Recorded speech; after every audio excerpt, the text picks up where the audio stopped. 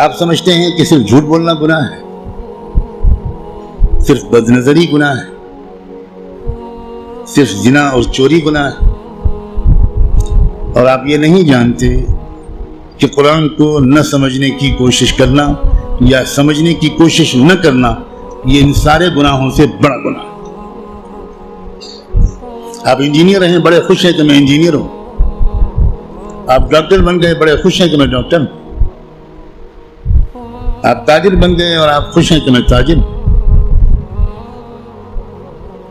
اور آپ کو اس کمی کا احساس تک نہیں ہے کہ میں کتنا بڑا محروم انسان ہوں کہ میں اللہ کے کلام کو جو صرف میرے لیے آیا تھا وہ میں سمجھنے کی کوئی کوشش ہی نہیں کی۔ میں مسلمانوں کی اکثریت، غالب اکثریت، وہ جو 5 وقت کی نماز پڑھتے ہیں وہ بھی، جو روزہ رکھتے ہیں وہ بھی، جو اپنے کو دیندار سمجھتے ہیں وہ بھی،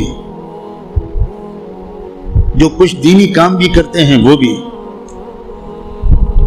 اس بڑے گناہ میں تقریباً سب شریک ہیں کہ وہ قرآن مجید کو سمجھنے کی کوئی کوشش نہیں کرتے اور قرآن مجید کو نہ سمجھنے کو گناہ نہیں سمجھتے یا سمجھنے کی کوشش نہ کرنے کو گناہ نہیں سمجھتے۔ تو آپ قرآن مجید کو سمجھنے کی کوشش فرض عین سمجھیں اور قرآن کو اب تک سمجھنے کی کوشش نہ کرنا یہ کبیرہ گناہوں سے بڑا گناہ سمجھیں۔ اور رمضان کا مہینہ جو گناہوں سے توبہ کرنے اور معافی مانگنے کا مہینہ ہے، اس میں سب سے زیادہ اس گناہ سے توبہ کریں۔ اللہ کے ہاں آپ کی بخشش اس سے کہہ کر نہیں ہوگی کہ اللہ حضرت میں تعلیم کے حلقے میں بیٹھتا تھا اور اس میں منتخب احادیث پڑھی جاتی تھی، اس میں فضائل نماز پڑھی جاتی تھی۔ یہ منتخب احادیث اور فضائل نماز اس لیے پڑھی جاتی ہے تاکہ قرآن پڑھنے کا، سمجھنے کا شوق پیدا ہو۔ اور اگر کوئی کتاب قرآن مجید کے سمجھنے کی کوشش کے راستے میں ایک رکاوٹ بنتی ہے تو میں کہنے کی ہمت بھی نہیں کرتا، ضرورت بھی نہیں سمجھتا کہ وہ کتاب یا اس کتاب کو یہ درجہ دینے والا اللہ کے ہاں کدھر کھڑا کیا جائے گا۔ رسول اللہ یہ شکایت کریں گے قیامت کے دن کہ سن لیجیے یہ قرآن میں آیا ہے، اور شکایت کیا کریں گے؟ یہ نہیں کہیں گے کہ ان کی ٹوپی 4 کونوں کی نہیں ہوتی تھی، یہ شکایت نہیں کریں گے رسول اللہ مسلمانوں کی ان کی داڑھی چھوٹی تھی۔ رسول اللہ شکایت یہ کریں گے کہ اللہ یہ ہے میری قوم جس نے قرآن کو چھوڑ دیا تھا۔ آپ جس کی شفاعت کی دعائیں کر رہے ہیں وہی آپ کے خلاف اللہ کی عدالت میں مقدمہ دائر کرے گا۔ ہماری عورتیں 100% تقریباً قرآن مجید کو ٹھیک سے شاید پڑھ بھی نہیں پاتی، سمجھنا تو بہت دور کی بات ہے۔ ہم نے کبھی فکر ہی نہیں کی کیا ہو گیا، مجھے کچھ سمجھ میں نہیں آتا۔ قرآن صرف تلاوت کے لیے نہیں آیا ہے۔ اول تو کتنے لوگ سال بھر تلاوت کرتے ہیں وہ آپ خود جانتے ہیں، لیکن میں کہتا ہوں اگر آپ سال کے روزانہ تلاوت بھی کرتے ہیں تو ایک بہت نیک کام آپ ضرور کرتے ہیں، لیکن قرآن کا حق صرف تلاوت سے ادا نہیں ہوگا۔ آپ کے دوست کا خط آپ کے پاس آئے، آپ کی ماں اپنا خط لکھے، آپ دور کہیں رہتے اور ماں آپ کو خط بھیجے، آپ خالی اس خط کو روزانہ پڑھ لیا کریں گے بس؟ اور دوست یا ماں اگر آپ سے کوئی مطالبہ کرتی ہے تو آپ اس پر عمل نہیں کریں گے؟ یہی سلوک ہم قرآن کے ساتھ کر رہے ہیں۔ قرآن کیا ہے؟ اللہ کے خطوط کا مجموعہ ہے، لیکن ہم کو کچھ خبر نہیں کہ اللہ نے ہم کو خط میں کیا لکھا ہے۔ آپ کا دوست آپ کو خط لکھے اور آپ اس کو سمجھ نہ پائیں، آپ چین سے سوئیں گے؟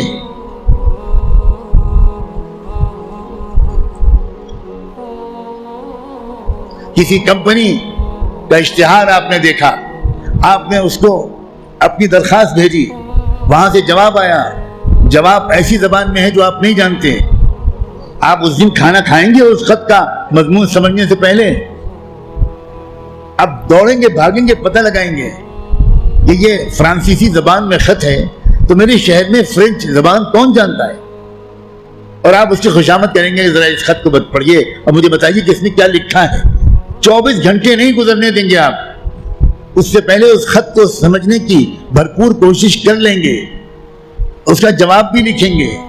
لیکن قرآن ہے کہ 60 سال سے آپ کو پکار رہا ہے، اللہ کا خط ہے کہ 70 سال سے آپ کو آپ پاس آ رہا ہے، لیکن آپ نے ایسے کان بند کر رکھے ہیں، ہمیں کوئی دلچسپی نہیں اللہ کے خط سے، اللہ کہتے رہیں ہمیں کوئی دلچسپی نہیں، ہم بہت مشغول ہیں، ہمارے پاس فرصت نہیں ہے، ہم بڑے کامیاب تاجر ہیں، ہم اسٹوڈنٹ ہیں، ہم پروفیسر ہیں، ہم ڈاکٹر ہیں، ہم انجینئر ہیں، ہم پولیٹیکل ایکٹیوسٹ ہیں، ہم جرنلسٹ ہیں، ہم اخبار میں کام کرتے ہیں، ہم کہاں قرآن کا ترجمہ پڑھ پائیں گے؟ بھئی ہمارے پاس کہاں اتنا وقت ہے؟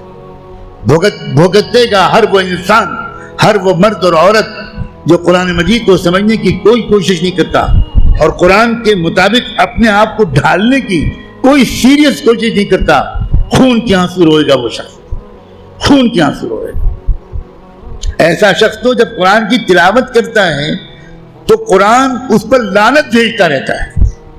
اب غور تو کریں، رب قارئ للقرآن والقرآن یلعنہ، یہ میرے باپ کی اور پیر کی کہی ہوئی بات نہیں ہے، یہ بات صادق و مصدوق رحمت دو عالم صلی اللہ علیہ وآلہ وسلم نے کہی کہ قرآن بہت سے لوگ پڑھتے ہوتے ہیں اور پڑھنے کے درمیان قرآن اس پر لعنت بھیجتا ہے، اے اللہ یہ مجھ پر یہ پڑھ رہا ہے، اس پر لعنت۔ اب قرآن کی لعنت پر اللہ تعالیٰ قبول نہیں کریں گے؟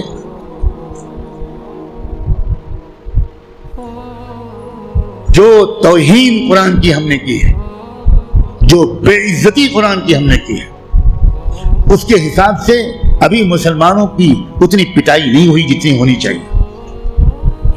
آپ اتنی پٹائی پر پریشان ہیں، ابھی تو شروع ہوئی ہے پٹائی، پھر دیکھیے گا آئندہ کیا ہوگا۔